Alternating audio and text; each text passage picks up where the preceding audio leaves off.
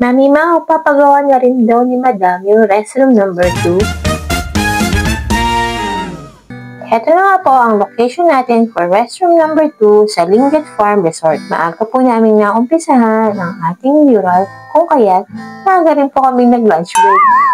Ginataang papaya na may malunggay ang niluto po ng aking hipag. Mami, favorite niyo rin po ba ang ginataang papaya? Comment po kayo kung mahilig din kayo sa ginataang gulay. Pagkatapos po ng lunch break, konting pahinga and then back to work na po ulit upang matapos natin agad for today ang isang mural. Dahil bukas po ay kailangan magpahinga at sa mga susunod na araw ay fully book naman po tayo para sa ating mga cake orders at sa mga pansit. Di ko nga po inaasahan pero talagang God is so good kasi po wala na naman tayo kulang para sa tindahan kung kaya't nandoon yung worry minsan kung saan tayo walang panggastos. Pero God is really good dahil ito nga po at sunod-sunod ang project natin mula kay Madam ng Lingat Farm Resort para sa mga murals. May pambayad ng tubig yarn. Dagdag pa rin po ang magandang feedback ng ating mga pa-order para sa sweets at sa mga food bundles. Overwhelming po talaga ang mga biyaya at oportunidad na nagagaya sa Lord. Kaya nga po araw-araw sipag lang. At syempre po ay dadagdagan natin ng maraming panalangin at pananampalataya sa Lord. Mga kamami, kwentuhan tayo. May nag-message po sa atin na isa ring single mom. Tago po natin siya sa pangalang Amber.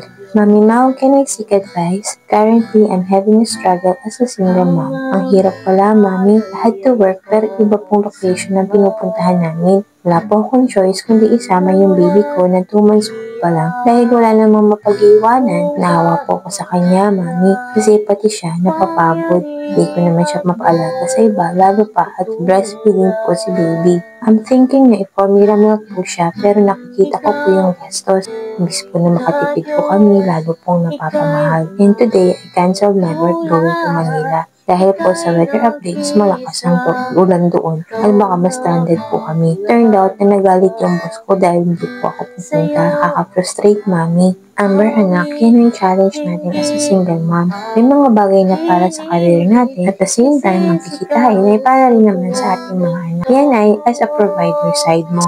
Bata sa mama, bagong silang, kailangan mo muna siyang tutukan. Mas madalas, ang question natin is, which of which, kung ano ba yung uunahin natin? Kaya hindi talaga maiwasan ng mga times na napo-frustrate tayo. But remember, acceptance really is a magic word. Pag tinanggap natin na tayo, yun ang purpose natin, at kung hindi ikaw, sino, babangon at babangon ka, Amber, at magbaback to normal ka, sabihin mo sa sarili mo, kaya ko to.